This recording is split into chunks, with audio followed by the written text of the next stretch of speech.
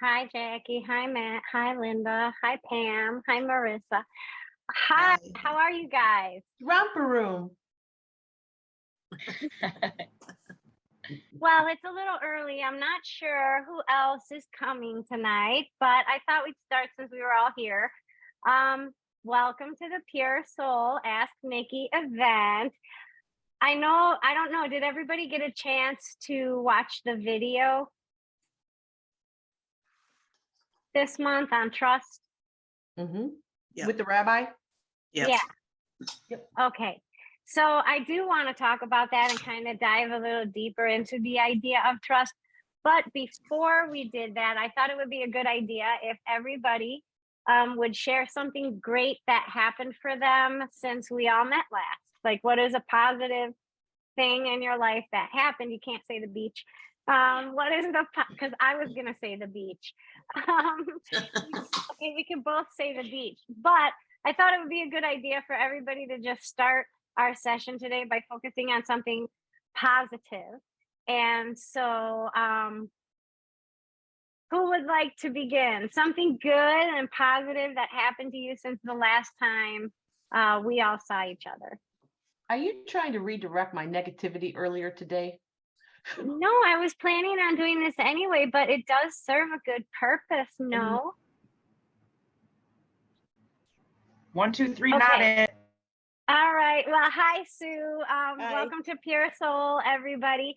I thought that we would start this month by everybody taking a turn to talk about something positive that happened to you since the last time that we've seen each other. So I'm going to start and use the example that Marissa wanted to use. But the positive thing that happened for me is we went to the beach and just got home yesterday, and it was great. And that was probably the highlight of my whole summer experience. But I didn't know we were going to do that when we had our last Ask Nikki, because it kind of came up really quickly, like in a couple days. And we just kind of went for it. And so that was a really positive thing for me. And Marissa, you're allowed to use the same thing if you want, because it was a really nice time. But that's something positive for me. Marissa, you go next, because then you can add whatever you like to that positive thing. Okay, I'm going to mute me because we're sitting in the same room while she talks. So go ahead.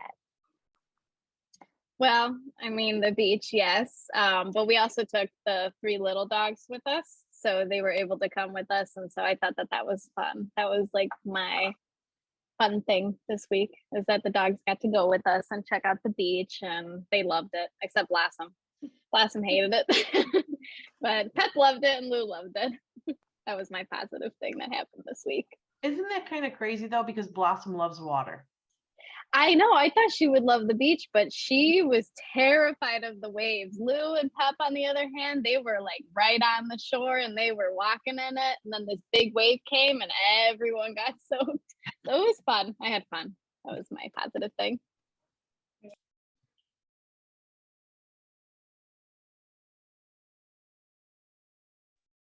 You're muted, Nikki. Go for it, Sue. Okay, so Matt, sorry, I was saying Matt, but whoever wants to go is fine. But Matt, what was a positive thing that happened with you since we've seen you last?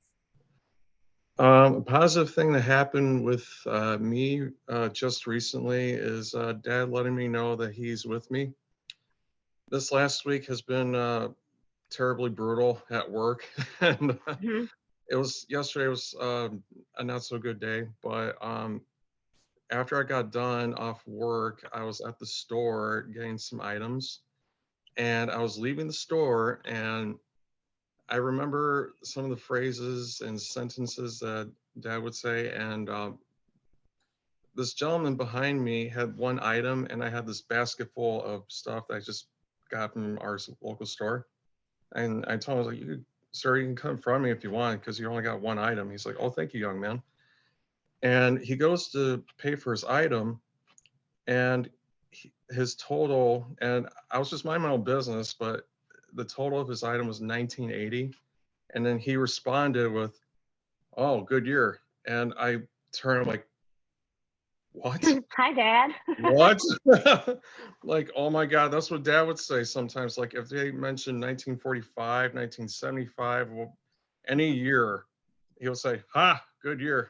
That's And awesome. that was his way of letting me know that it's okay. This That's week's been good. awesome. Yeah, but he said like it's his own way of telling me it's okay. You're probably due for a vacation yourself soon, but it's all good. And, So, and he might tell you that when you look back, you're Mhm. going to say, huh, that was a good year.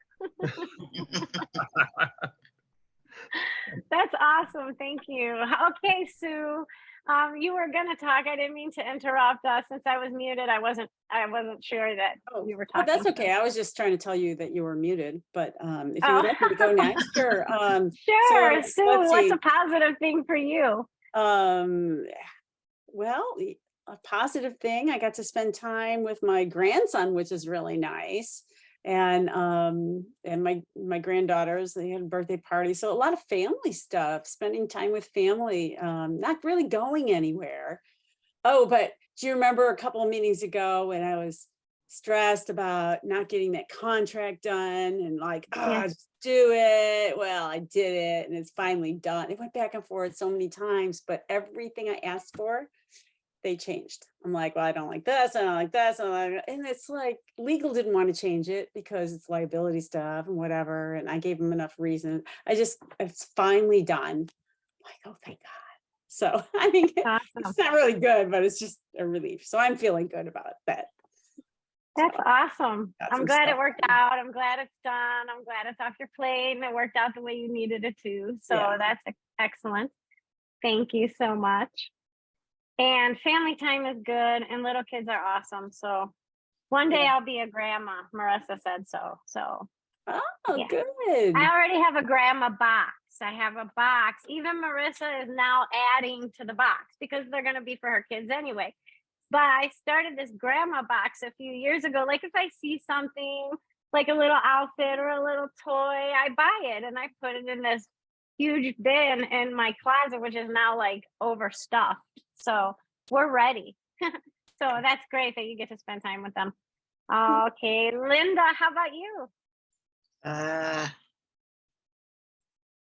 I was hoping you wouldn't call on me. I don't know. I guess the most exciting thing I think is the girls are going to school now, Casey's daughters, and they're going to the same school as Ariana, and they're really excited because they've been homeschooled before that. So they're super excited and they look so cute in their uniforms. They did. I saw the picture. Yeah. So that's awesome. Excellent. Thank you. Jackie. Are we sure didn't Pam need to go? Okay, Pam. Pam, you go. What is a positive thing that happened for you this since our last Zoom? So kind of two things, actually. One, so we've had a horrible, I'm up north in Wisconsin at my dad's lake house, which he's no longer with us 11 years, but I kept it. And so we've had a horrible drought up here. And so He goes, that's what you think. Huh? He goes, that's what you think. And so with the horrible drought, the water, the whole water system up here all feeds together into the Wisconsin River and actually has to go south. And so the water's down about 5-6 feet. And after 4th of July weekend, that was pretty much the last time I was able to use my boat. And so I came up 2 weekends ago, coming home tomorrow. And to my surprise, we had gotten some water. My friends helped push my boat out because it was beached and I got to use it for 3 days. So that was really unexpected. So I was really happy about that. And then I'm going to tell you, this is kind of sad for me because my neighbors next door, they only come for the summer. And little Mila is only 3 years old. And she comes over every night or in the morning if she doesn't have to go to school for coffee time. So she can sit here and come and have her snack.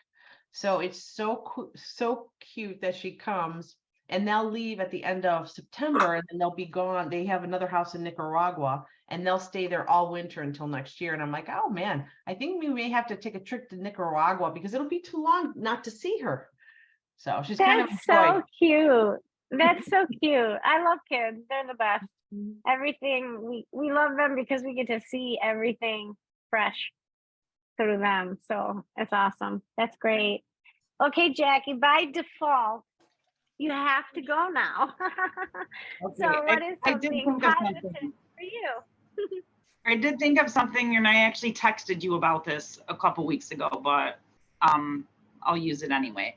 I always talk about there's cardinals here all the time, and I know they say like that's usually represents a loved one, but I half the time I think also it's my state birds, so that's why I see it. But I keep assuming that these cardinals are my dad, and there was this day where I just got pounded with like sign after sign after sign that my friend Sean, like, I think he was like trying to shake me, like, no, stop giving your dad the credit. This is me trying to talk to you. And it was very strange how it happened. Like a James Taylor song was following me around. If I'm in Walmart, it's playing over the loudspeaker. I go to the pet store, like, are you kidding? Every place I go is playing the same song. And it's not like he was a fan, but I'm a huge fan. And I went home and I thought, like, that's like my favorite James Taylor song. I don't even know what it's about. So I Google it, and it's a song that he wrote about his friend who died of suicide and was a heroin addict. And my friend Sean committed suicide a few years ago and was a heroin addict. And I was just like, I'm sorry, but that's not an accident. And now, like, when I see the Cardinals, it just kind of feels different. It hits different because now I'm like, oh, I'm sorry, Sean, that you're not my dad. So there's that. That is amazing. I love that too, because it in the process of just recognizing that connection, your ability to communicate with the universe and with spirit is like growing, right? And something that I found in my journey is that it's like if you were going to learn a new language, and at the beginning you kind of just know a few words here and there, and then as time goes on and the more and more that you connect to your own spirit and start to recognize energies and energy and people, it's like you keep developing this kind of vocabulary, this spiritual vocabulary, which is really symbolic, but you know what it means. And then as these signs are happening and you're building and building and building and building in this relationship that you have with the universe. And so I've noticed that there's been these periods of time where, okay, first I'm just talking to myself. Well, then I'm talking to my daughter's spirit, and then my husband's spirit. And then I saw this lady in Walmart and I'm talking to her spirit. And the whole time, first it was just people in heaven, just their spirits, no other people's spirits. Then I met my spirit. Then I saw all these other spirits, like in people. And then it went from like to animals, and then nature, and then universe, and then galaxy, and then other forms of life. Like and there's no end.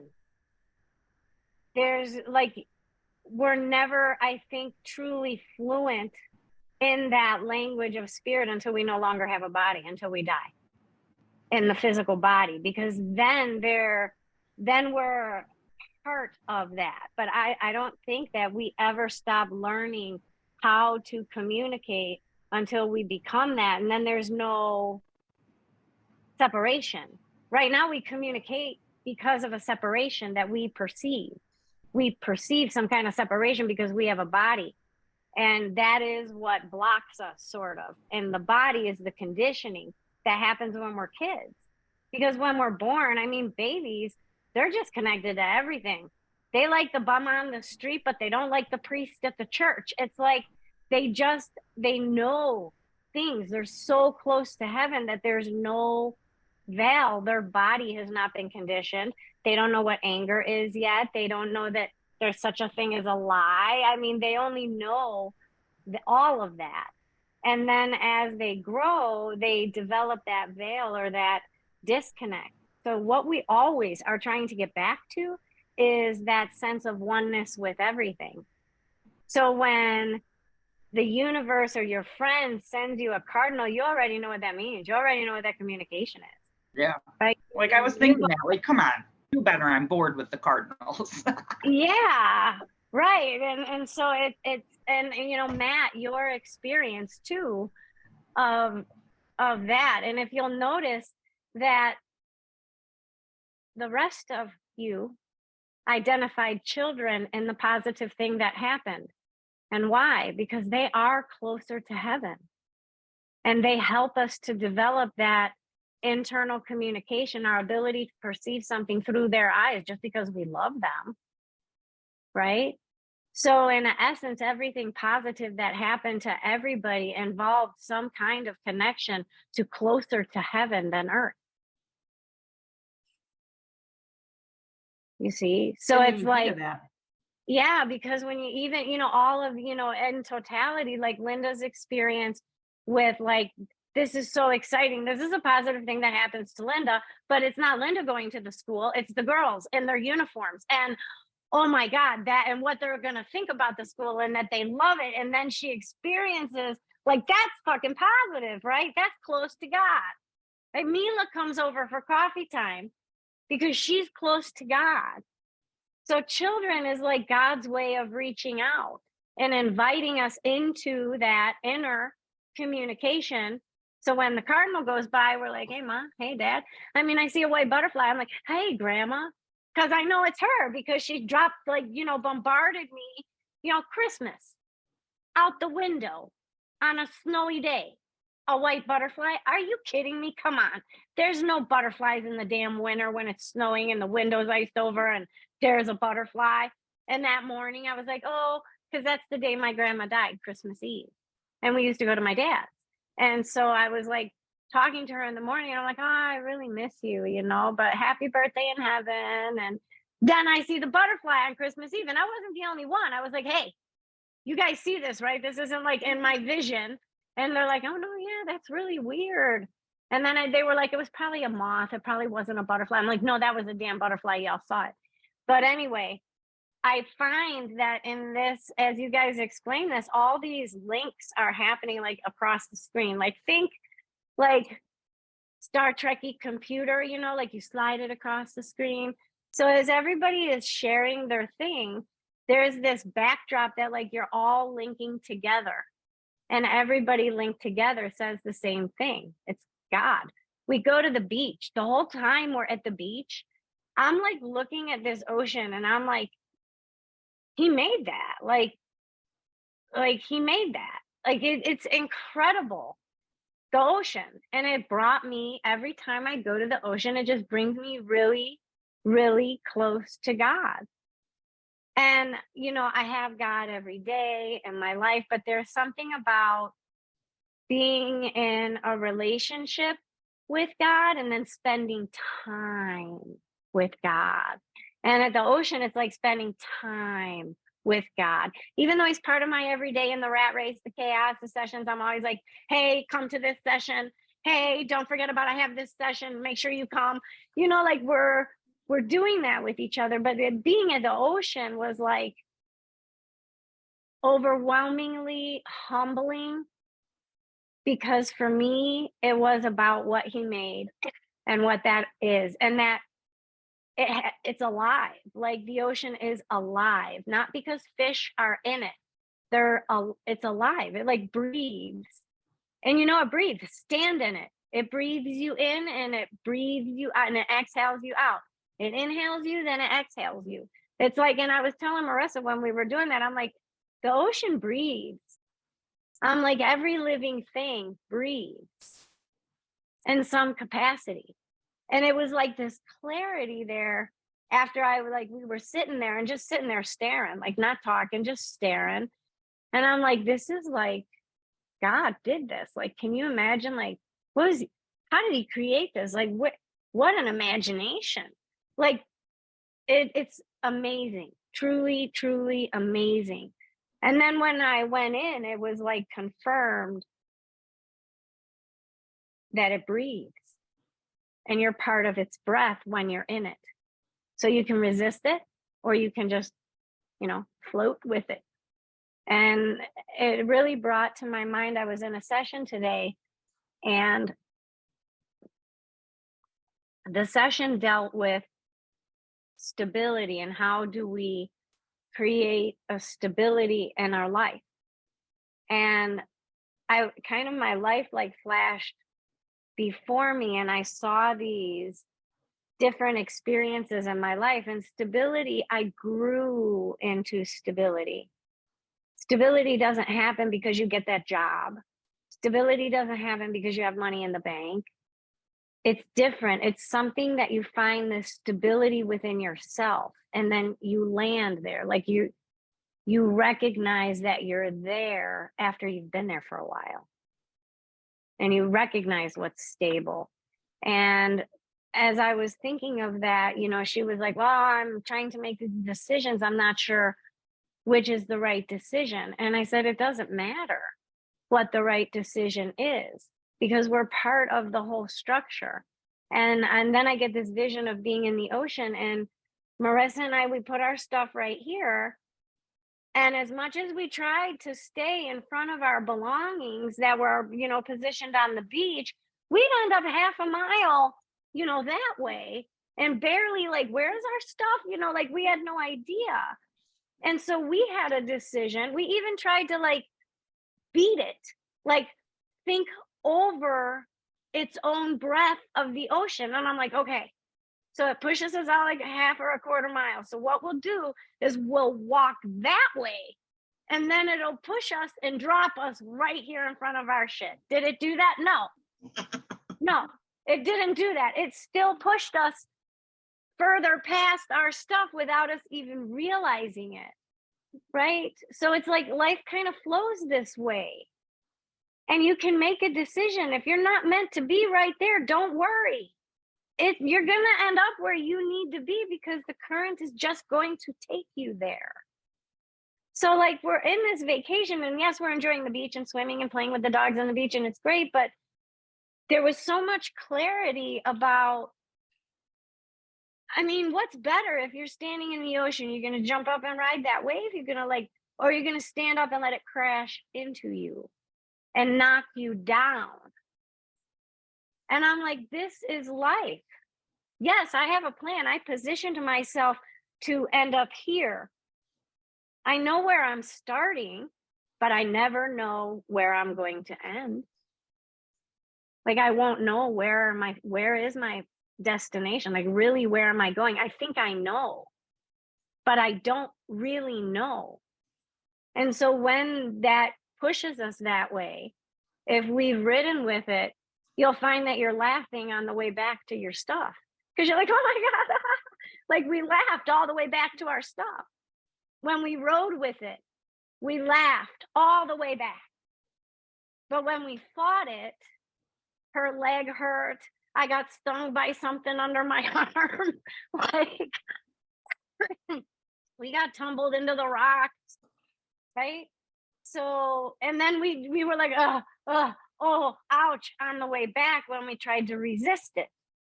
And the whole time I'm there with her, I'm like, this is like a God thing. Like we're here because like we need to be here, because this experience just really solidified for me that just we're in the ocean. Like this is it. Like we're like, just go with it. Make a plan, plant your stuff, but don't worry where you're going to end up, because you don't really have control over where it's going to end up. You know, my daughter went to college for a certain thing. That's not what she's doing. I wanted to be a hairstylist. That's not what I'm doing. Right? So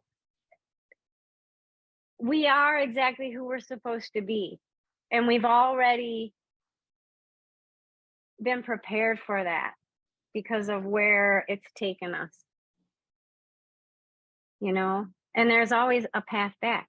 You can always come back to your stuff. Right? And it just was a really profound experience for me. So when I link everybody's positive aspect to, it all links back to the same thing. You know, did you ever see those pictures behind pictures? It's like you have to adjust your eyes. It's like a bunch of little dots. And then, you know, it's kind of like the eye test. When can you see the red numbers behind the blue thing? When you do the eye test, you know, the picture behind the picture. And so that's what I'm talking about, is my experience in all of your stories shows me the picture behind the picture.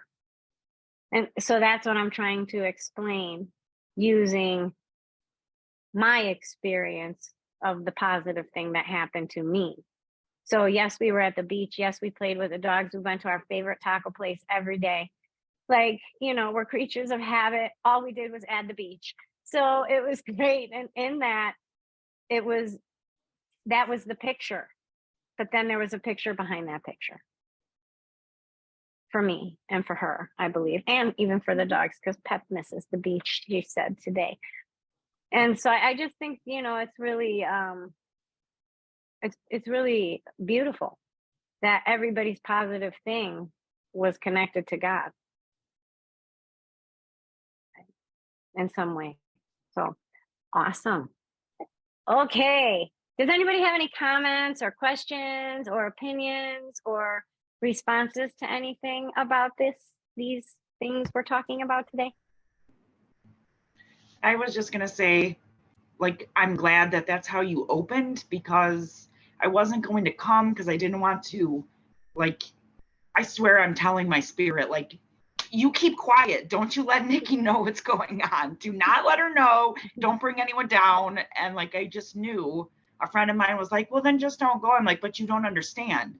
The elixir, the answer to how I feel is this. So thank you. I needed that. Awesome. What's going on? What about that makes you think? So yesterday, Marissa knows this because she saw this on Facebook. Yesterday, my neighbor, who I usually say he brings joy in my life, he tried to poison my dog. So I'm thanking God every day and praying for this man and loving him when I barely know him. And people are evil. He's like, I don't know that he maliciously wanted to harm her, but she's my world. Like, there's God and there's my pets. Like, and he's become obsessed with like a tree branch that's growing inside our fence, a chain link fence. He's 87 years old. He's not going to get it out of there. He keeps going over there with saws and tools. My dog loves this guy, sees him out there, so she goes over there and starts digging. I don't care. My yard's a disaster. You can ask Marissa. I've said this. This yard is for dogs. That way dogs can come over, trash it. I don't care. But he says to me the day before, we ought to put some mothballs in there. Will that stop her from digging? And I say, no, do not throw mothballs. Just don't throw anything in my yard, Kelly. Like, that's poison. That's bad. And that would not stop her from digging. So yesterday, and I swear this was divine intervention. Like, thank you, God. There's no reason for me to be standing exactly the right spot that I just sort of looked left. And I saw him walking down his back stairs with a glove and a hand open with little white pellets. I was on the phone. I was like, I gotta go. I whip my phone. I put shoes on and I run out there. Ivy's already outside. I beat the dog by 2 seconds. He reached his hand over my fence and dropped 7 mothballs into a dirt hole in my yard on my property. That's not even bothering me. I wish I had the money to have a beautiful yard, but I don't lose any sleep over it. It doesn't depress me or anything. But I asked him not to, and okay, it could be dementia. I don't mean to be insensitive. I don't give a shit what it is. You could have killed my dog. Like, my dog went running. I dove like I was fucking sliding into home in Wrigley Field to cover that up and grab those. And I wasn't even nice to him. Like, I love this guy. I'm usually like, oh my God, it's so cute. I'm overwhelmed to tears, the joy that I get watching my dog play with this guy. So that's just really kind of mind fucking me. That's my joy. When someone asks me, like, tell me something good, like, that's the answer. And now that's not the answer anymore, because this guy tried to kill my dog. And I said to him, you can't do this, Kelly. You can't do that. That's toxic. If my dog had eaten that, first her circulatory system would have shut down. She would have started seizing, and she'd probably be dead in 3 to 5 hours. You can't do that. And he just smiled, giggled, and said, okay, and then walked away. Yeah, it is dementia. As you were saying, it's like the left side of his brain is where I get a vision, and it feels very compressed.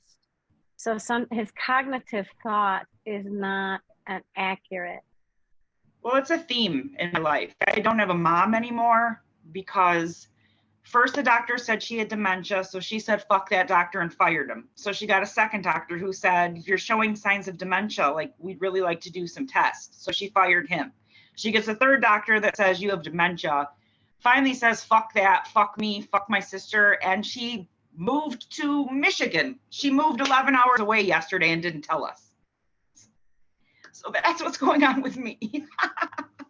I don't know where I am. Oh my God. Oh my God. I'm very sorry to hear that. And I seriously I'm telling myself like tomorrow at this concert, like I've been saying, I'm trying to give my spirit to like, you need to quiet this down and calm it down. You're going to ruin everything. No, you're not. Let me just ask. Like, other people's dementia, like I get it. I'm an empath. I'm the most sensitive person you meet. You've all seen me cry more than once. This happens a lot. Yeah. I'm super sensitive. I love everybody. I forgive everybody. But right now, the theme in my life is the deterioration of other people's brains. Like, I don't have compassion right now because it's harming me and it's hurting me. And that one literally could have killed my dog. Yeah. Yeah. Wow. I'm sorry, guys. I'm so sorry all. that is Not at all. happening. And you're not the only one that cried. What, a year ago? I was bawling. Go back and look at the video. Yeah. Oh, We I'm all have our days and things get really heavy.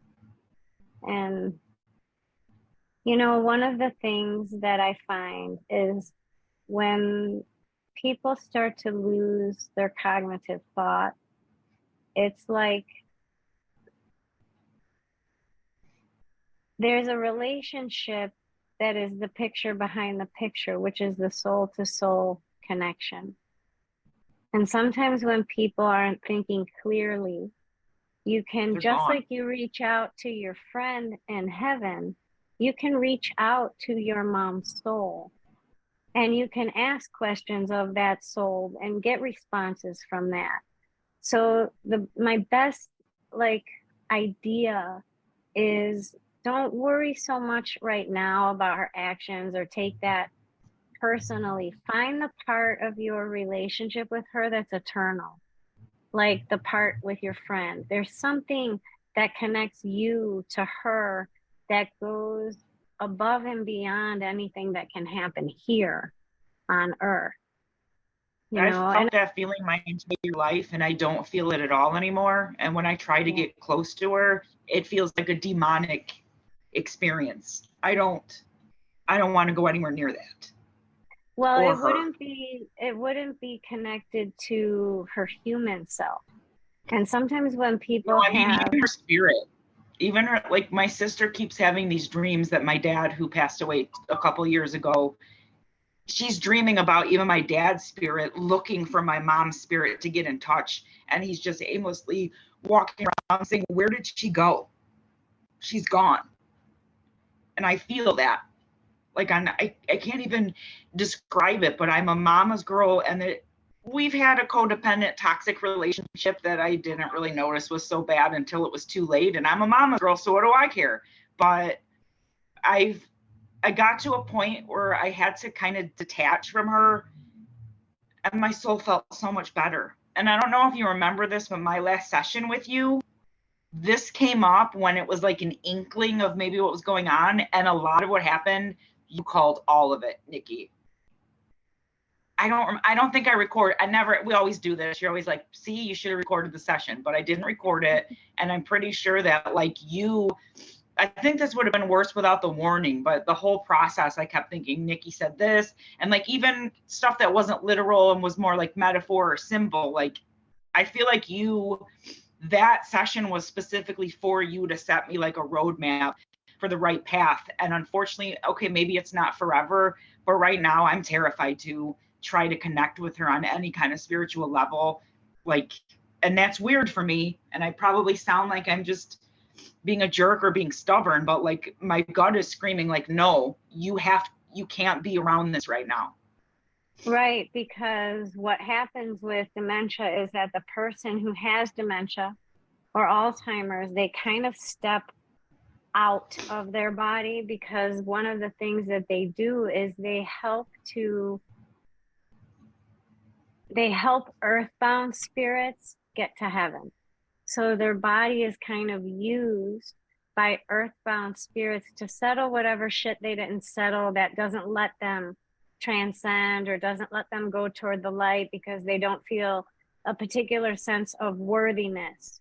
And so when people pass, the light is there, but whether or not they feel worthy of that, or they decide to go there, or something keeps them here, people with dementia and Alzheimer's kind of donate their body to God in such a sense that they'll experience whatever that person's experience was, whatever their opinion is, you know, that if you think of your mom's body and try to connect with her spiritually like that, you're right. Your spirit would scream, no, no, no, no, no.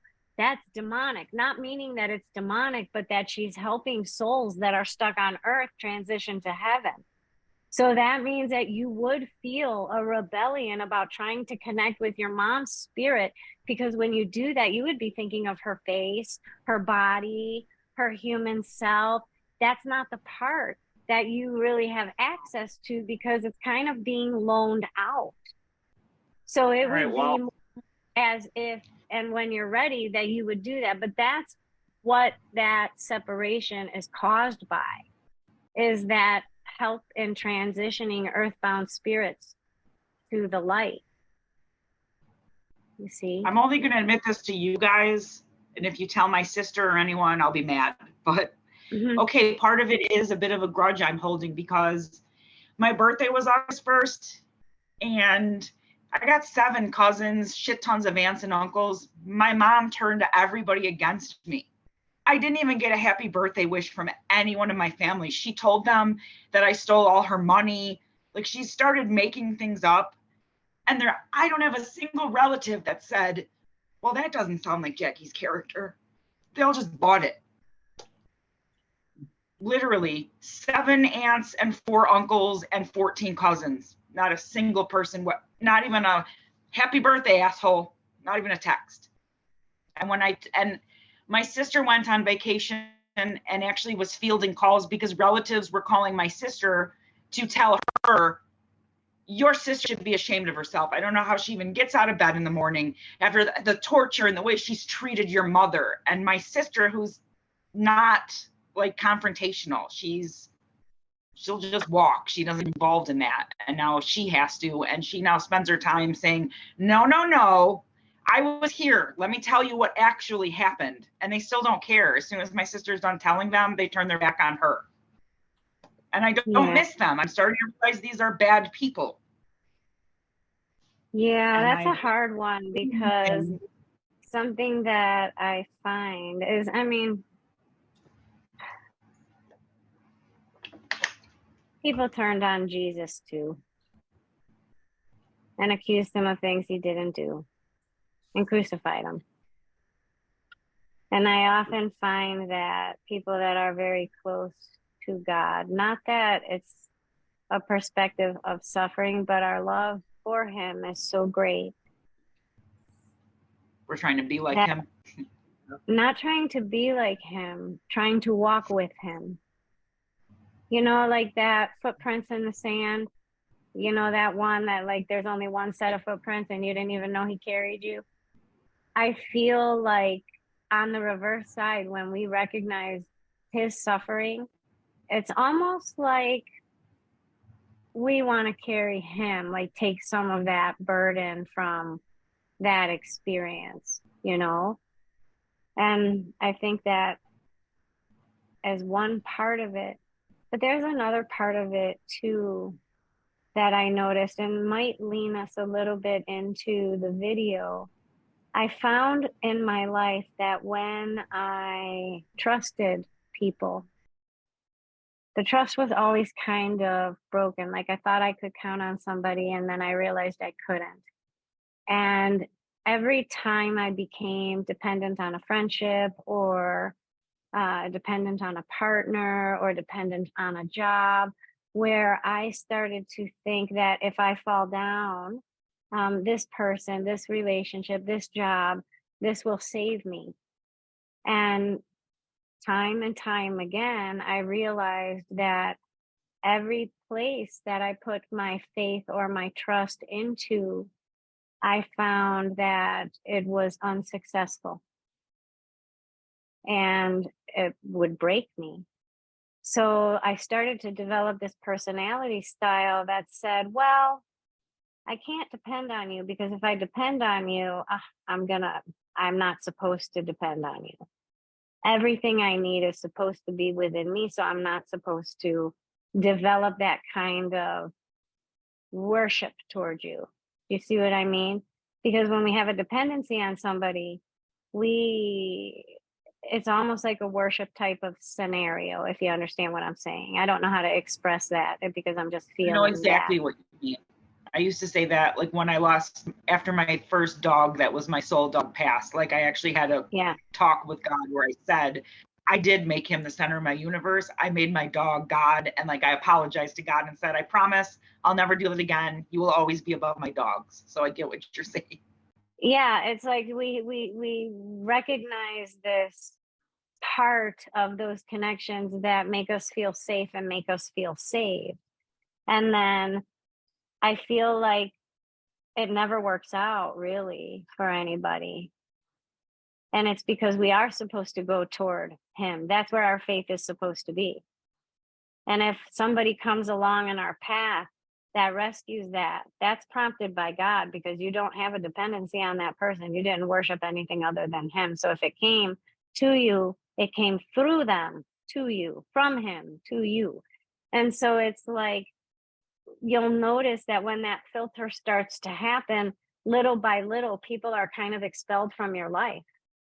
And it's just like this filtering process happens, and anything that isn't in your best and highest good, and we kill ourselves for the people that we love. We kill ourselves for the people that we call family. We sacrifice ourselves, we sell ourselves short, we do whatever they need because we love them and we have a dependency on that relationship. And it feels wonderful to do these things for the people that we love. But on the turnabout, we're not going to get that same type of response from them, right? So we start to learn to depend on ourselves, and we start to recognize like all these coincidences are happening so that this worked out for me. And here I thought I needed to do all these things, just like, jump the wave and ride with the wave. But it's kind of like that. And so you'll notice that anybody that is not within your bubble of light, that doesn't have the same kind of connection with their soul, they are going to be removed from your life. Like earth people, they go away. So you'll notice even a change in the relationships that you have. The closer and closer you get to your spirit, the superficial types of conversations, they're very tiring.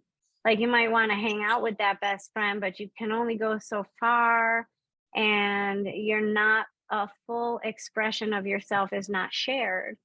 It's like we're two beings, we're spirit and we're human. And when we interact with people, if we share in a relationship with our spirit, that means that when it's just superficial, we're only half participating. Our soul won't waste their time.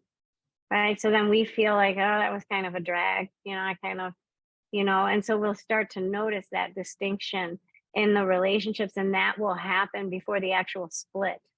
You'll notice that you're guarding yourself of what you say, how you respond, how you act when they're in your presence, because you can only half participate. You can only participate with a part of yourself that they are also connected to. So that's your humanity. You can't really put any other part of yourself into it.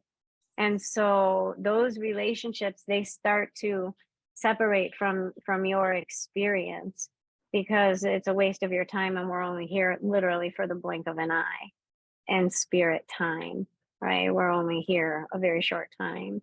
So to me, it's like, I know it's very hard, but it's almost like, well, if that's crucifixion, then resurrection is coming, right? Because then if this period of time is where everybody you thought you were your disciples, they're all split, they all abandon you, like they're gone, like bye. So now you see what I'm saying? So something will rise from these goodbyes. Something always comes from the goodbye. You can't have a goodbye without having a hello. So our life is kind of a series of hello and goodbye. You know, there's a time for everything, and we welcome the hello, but then, you know, there is a time to say goodbye. And that has to be because your body soul relationship evolves as we age, as we go through experiences. Things that used to piss us off when we were 20, we're like, they don't bother us anymore. And that's either because we see the picture behind the picture, or we're exhausted of getting ourselves worked up because somebody else is having a problem. Right. So yeah, I'm a little long-winded today, you guys. I'm sorry. Hey, Jackie, happy birthday. 2 weeks late. Happy birthday. Happy birthday. Thank you. No, Nick, that made a lot of sense though, because it's true, because I've seen, and I thought it was, you made me look at it differently, because I thought it was, as I got older, I got more intolerant of people. Do you know what I mean? Like, because people, Intolerant? yeah, I didn't have any tolerance for them. I'm like, oh, they're just stupid or something, right? Like, we weren't on the same page. I didn't see the same values in them, right? So I found myself finding smaller and smaller circle around me than what I did when I was younger. But I think maybe it was more to what you're saying about the fact of walk, you know what I mean? Like, it's just interesting, you giving a different view on that trust piece and the relationships you have. Yeah, one of the things that I thought was pretty significant about the video is that the way that the rabbi opened the video is like, hey, do you have anybody in your life that you trust 100%? Like, no matter what, they're going to be there, they're going to show up. Like, anybody that you really, really feel that way. And as a matter of fact, do you even trust yourself? And are you trustworthy? And do you trust yourself? And I think I watched that video like 5 times, you know, and Pam, you had mentioned that he's long-winded, but it was good for me because he kept repeating the same thing in so many different ways. But the idea was really to go internal and trust yourself and build the trust with yourself, which in actuality is you're building it with God. And I thought it was phenomenal. And it really made me think of honor self and finding that trust within yourself. And how do you develop trust of yourself? Like, what things do you do to be able to trust yourself? Does anybody have an opinion on that, or have any idea of trusting yourself? Do you trust yourself? And if you do, how did you arrive at the place of trusting yourself? And if you don't, why don't you trust yourself? So who would like to respond to that? Or what thoughts do you have about trust and trust in yourself, trust in God, trust in others? How do you build that with yourself? And do you trust yourself? So who would like to go? I was thinking about that. I wouldn't mind going. I mean, I was like, yeah, I know I don't trust myself. And I'm like, wait a minute, I do. In the last several years, I've worked really hard on trying to, you know, trust my intuition and listen to myself and all that. And sometimes I do really good and sometimes I don't. But when I feel that I am listening to myself, that feels like a really strong, trusting relationship. So when I make a decision based on that, I know that that's it. That's right. I know it's not going to fail. You know, I don't know, but I'm still a work in progress. um, but I don't know. How did I get to that point? I don't know, coming to all these meetings and having sessions with you and saying, well, how do you do this?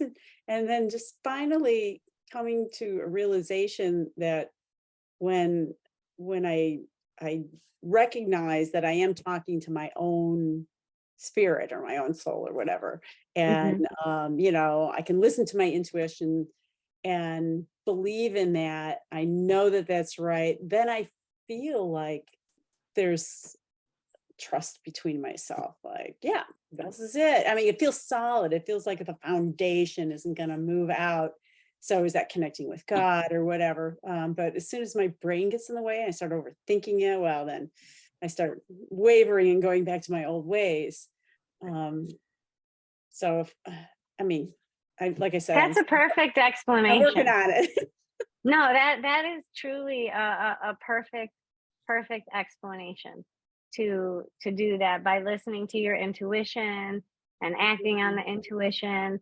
That really connects you to your soul. You start to give that part of yourself a voice, and the more and more you give it the voice, the more and more trust that you develop with yourself.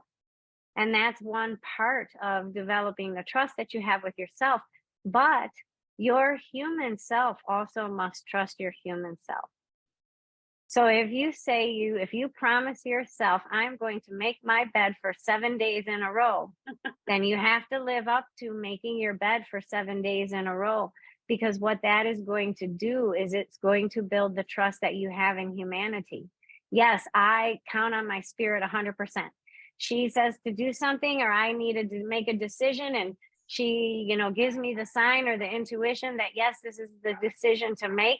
It's like there's a sense of relief in me because the pressure's off me. If she said, and she's usually right, I'm just going to do what she says because she's probably right. And it's going to be fine because you see what I mean? So so I do have that trust from me to my spirit.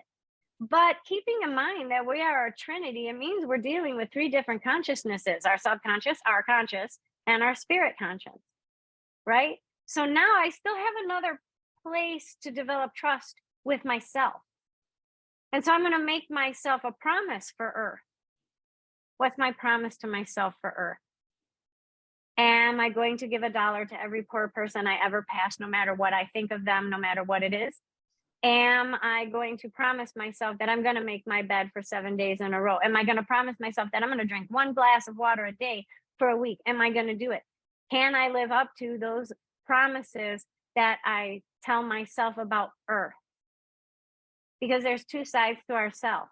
And in order for us to really reflect on or judge ourselves or reflect on ourselves, we have to approach that by the 3rd part of ourself, which is our consciousness.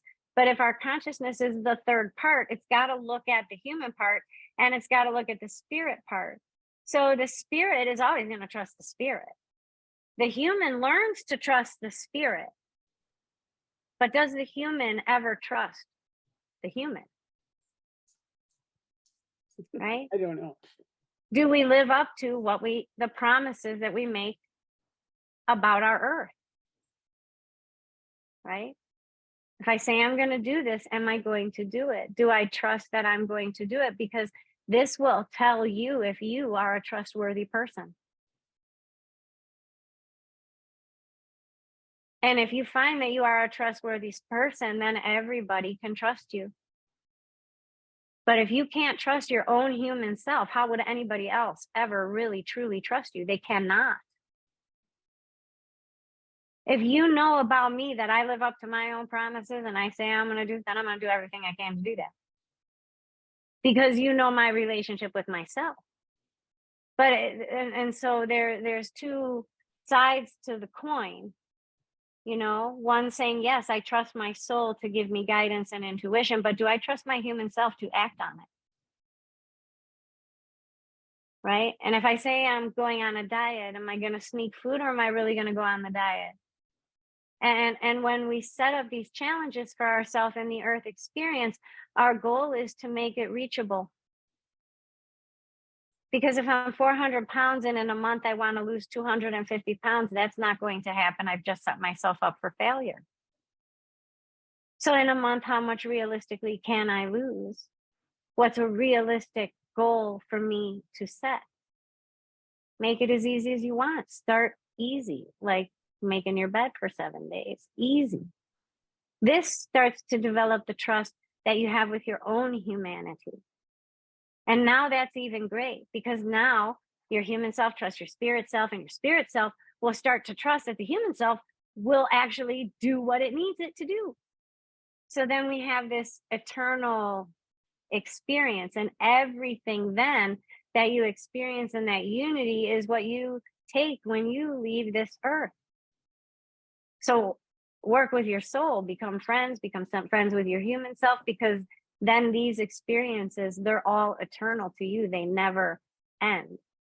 You know, if I stay in the presence of the picture behind the picture and the picture, I can be on the beach with Marissa in any other time or aspect of our current consciousness, and we can be there again in that moment because of that recognition that time is not existing, and the presence of that union between the body and the soul. You know, I just had a moment, you know, where you were asking, do you trust your human self? I'm like, well, I don't know. You're talking about, do you fulfill your goals when you set goals? I'm like, I don't like to set goals. I like to wake up every morning and go, what do I feel like doing today? I might do this, you know, I mean, no commitments. But at some point in listening to everything you just said, I remembered, I think I always have trusted myself, or at least for a very long time, because geez, when I was in my 20s and 30s and at work, my motto would be always, do what you say you're going to do. Always. I had it on a little bookmark in my planner. Always do what you say you're going to do. And then, of course, if you can't, you have to tell the person, hey, I know I promised you I'd have this report to you by Friday, but it's Friday and I'm not going to have it because whatever. And then, but I've always lived my life like that. I've always done. And that is a beautiful, because you're kind of tipping us off that we all come here with a strength and a connection to spirit. We all have something that connects us to spirit and connects us to ourself. So that's your key to yourself, is do what you say you're going to do. Whether it's a little human goal. And I just want to clarify, I know in the beginning of our session, I said, go with the flow.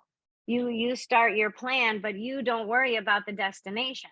So I'm not referring to a goal like that. Like, oh, I want to make $1 million. No, that's an external goal. We're talking about the things we talk to ourselves about, right? And, you know, so if I say I want to have a cleaner house, I'm going to make myself a promise to clean 1 room a day. Then I want to live up to that, because this is about my own personal self, right?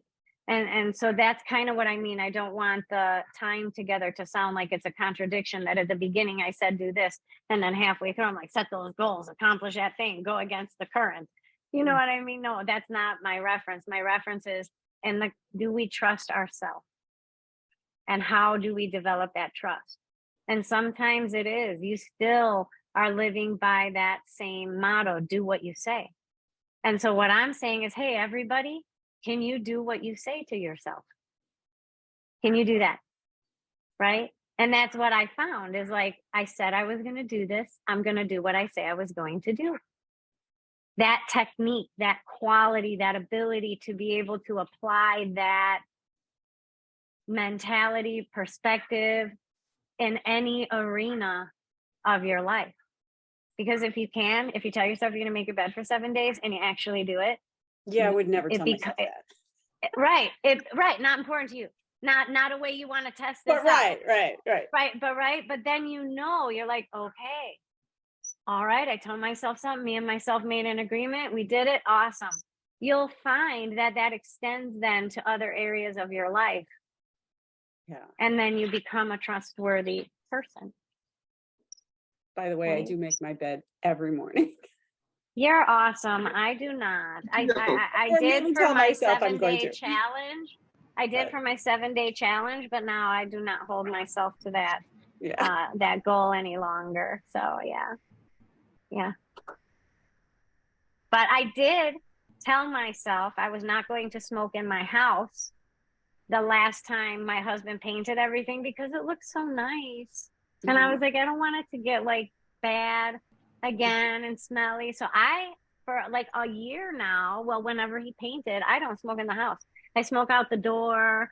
I smoke on the patio. So I'm very proud of myself because I listened to myself and I lived up to it. And that's for my own personal self, right? So, yeah. So little things that we tell ourselves, and a lot of times it is connected to like what we want to be different in our life. Like, I wish my house didn't smell like cigarette smoke. Or does it smell like smoke in here? Now I know it really doesn't smell like smoke in here unless you literally catch me. Like, I turn around and I blow a puff because I'm talking to you instead of blowing it out the back door. And so it's just little things like that really end up connecting us to ourselves. And so I encourage just a little reflection on, do we trust ourselves?